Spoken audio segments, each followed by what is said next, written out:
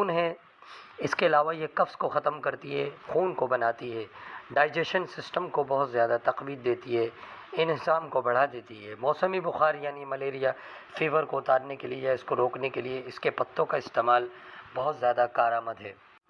نحمدہ ونصلی ونسلم علی رسولہ الکریم، اما بعد فاعوذ باللہ من الشیطان الرجیم، بسم اللہ الرحمن الرحیم۔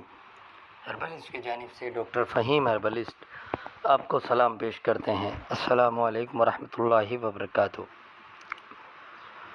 ناظرین، اس سے قبل کہ آج کی جڑی بوٹی کا آپ سے تعارف کرائیں، میں یہ ضروری سمجھوں گا کہ ڈاکٹر فہیم ہربلسٹ کی طبی خدمات سے آپ کو آگاہ کروں۔ آپ سہراب گوٹ JDC آفس کے سامنے ہربل ہیلتھ کلینک کرتے ہیں۔ آپ دبئی کوئٹ جدہ میں بھی کلینک کرتے ہیں، مارننگ شو کرتے ہیں K21 اور GTV پر۔ آپ بطور خاص شوگر کے اسپیشلسٹ مانے جاتے ہیں۔ آرٹیفیشل انٹیلیجنس کے ذریعے ساری دنیا میں ادویات کی ترسیل کی جاتی ہے۔ ناظرین، یہ تھا مختصر تعارف ڈاکٹر جناب فہیم ہربلسٹ کا۔ مزید رہنمائی کے لیے نیچے دیے گئے نمبر پر رابطہ کر سکتے ہیں۔ آج کی ہماری جو جڑی بوٹی ہے وہ سرساب ہے۔ یہ سرساب کا پودا ہے۔ یہ دکھنے میں ہو بہو تلسی ہی کی ایک قسم سے ہوتا ہے، بے حد خوشبودار ہوتا ہے، بہت زبردست اس کی خوشبو ہوتی ہے۔ دور دور سے اس کی خوشبو بتا دیتی ہے کہ یہاں سرساب لگا ہوا ہے۔ یہ سائز میں 6 فٹ سے بھی کراس کر جاتا ہے، اور اکثر باغوں میں بھی یہ پودا بکثرت لگایا جاتا ہے۔ پنجاب میں یہ بہت زیادہ لگایا جاتا ہے۔ یہ پودا تقریباً جو ہے 2-2.5 فٹ سے لے کے 6 فٹ سے تجاوز کر سکتا ہے۔ پتے چھوٹے، ان کا کنارہ صاف ہوتا ہے۔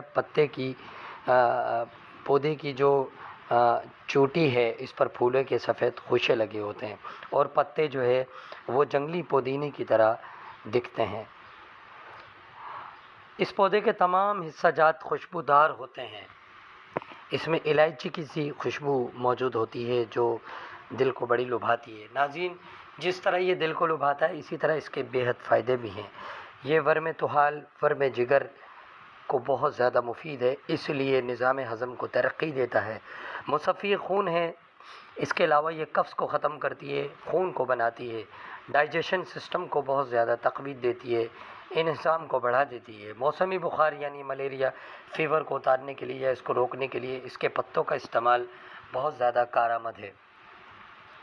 اس کے علاوہ اس کے 5-6 پتوں کو چبانے سے بدہضمی، الٹی، دمہ، کھانسی، گنٹھیا وغیرہ جیسے خطرناک امراض دور ہو جاتے ہیں۔